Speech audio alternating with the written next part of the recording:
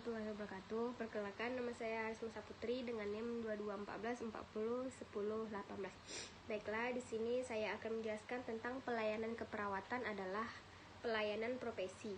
Nah, jadi keperawatan dalam profesi itu terbagi menjadi 3, yaitu keahlian, tanggung jawab, kesejawatan. Nah, di sini yang pertama kita akan menjelaskan tentang keahlian. Nah, keahlian itu diperoleh mulai dari pendidikan profesi, dipelihara dan ditingkatkan melalui belajar dan pelatihan. Selanjutnya, tanggung jawab. Tanggung jawab ini menerapkan iptek yang tepat guna dalam melaksanakan pekerjaan keperawatan berbasis bukti. Yang kedua, mengutamakan kebenaran disertai upaya baik dengan menerapkan prinsip etik. Kesejawatan.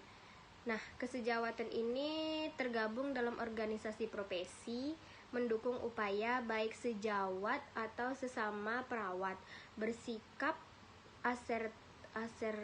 asertif, terutama terhadap adanya upaya tidak terpuji dalam keperawatan. Selanjutnya, ikut serta dalam upaya memajukan keperawatan sebagai profesi. Nah, sekarang kita menjelaskan tentang credentialing. Credentialing itu merupakan serangkaian kegiatan untuk memastikan seseorang memenuhi syarat.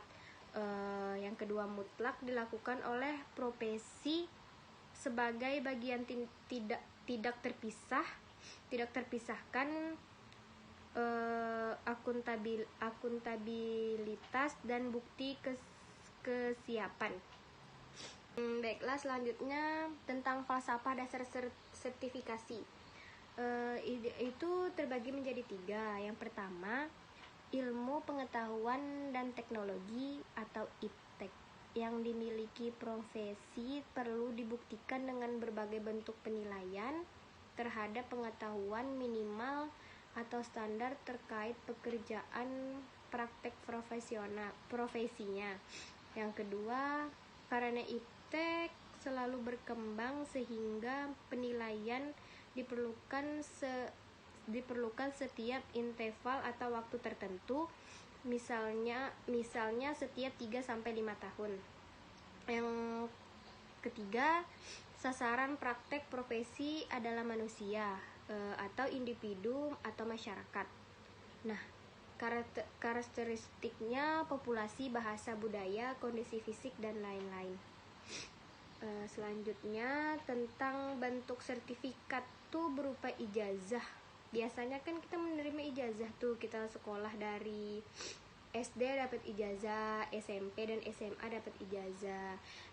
Kita mendapatkan ijazah itu dari berbagai kegiatan. Yang pertama, uji kompetensi, penilaian kinerja, pelatihan, atau kegiatan pengembangan iptek. Bisa juga dibilang seminar, jurnal, atau kegiatan pengabdian masyarakat lainnya.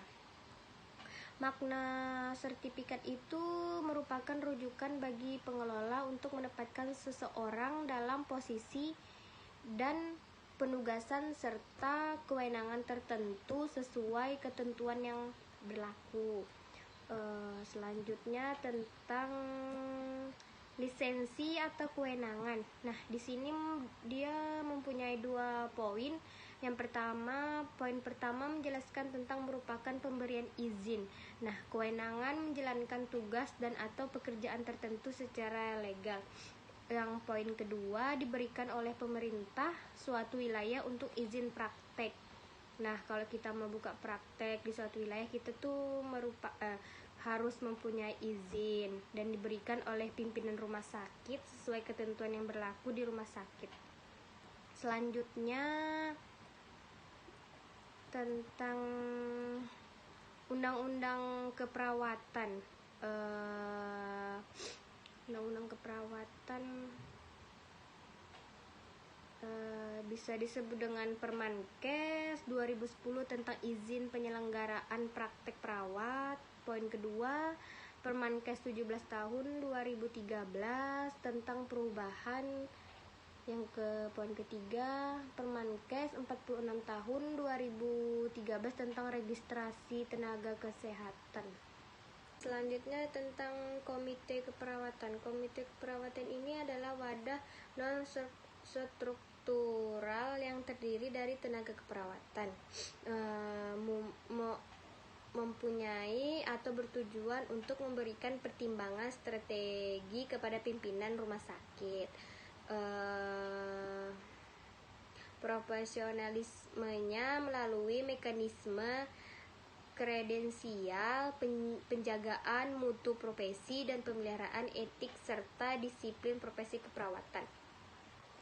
Nah, dia mempunyai di sini komite keperawatan mempunyai 3 poin. Poin pertama, dibentuk dengan berdasarkan profesionalisme.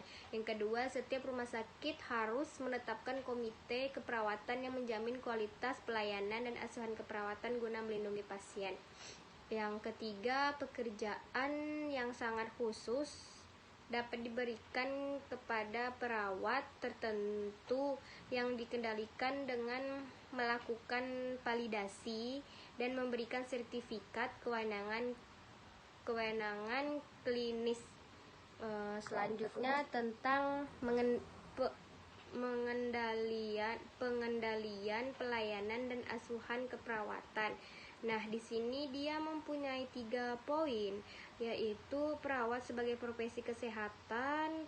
Yang poin kedua, pelayanan keperawatan dikendalikan sepenuhnya oleh para pengelola atau manajer keperawatan. Nah, yang ketiga, kualitas asuhan sangat tergantung dari kualitas perawat yang bertugas, sehingga kualitas perawat sebagai profesi perlu dikendalikan atau melalui mekanisme kredensialing khususnya oleh komite keperawatan.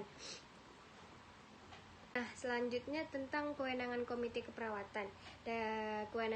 Kewenangan komite keperawatan memberikan rekomendasi tindak lanjut atau audit keperawatan. Yang kedua, memberikan rekomendasi pendidik keperawatan berkelanjutan. Yang ketiga, memberikan pendamping dan rekomendasi pemberian tindak etik disiplin. Yang selanjutnya, kebijakan kredensialing khusus. Nah, di sini dia mempunyai 3 poin juga. Perlu kerjasama dengan berbagai pihak, itu PPNI, tingkat komisariat. Poin kedua, berbagai perawat ahli dan spesialis untuk mengembangkan keilmuan sebagai mitra bestari. Poin ketiga, tentang lembaga atau institusi pendidikan dan penelitian keperawatan. Selanjutnya tentang jaminan kesehatan nasional 2014. Merupakan sistem jaminan sosial di bidang kesehatan yang akan berlaku secara bertahap secara nasional mulai tahun 2014 sampai sekarang. Mungkin merupakan upaya dalam menjamin setiap memperoleh haknya berupa pelayanan kesehatan yang benar dan baik. Jadi kesimpulannya itu, perawat sebagai profesi berpotensi untuk menentukan kualitas pelayanan kesehatan.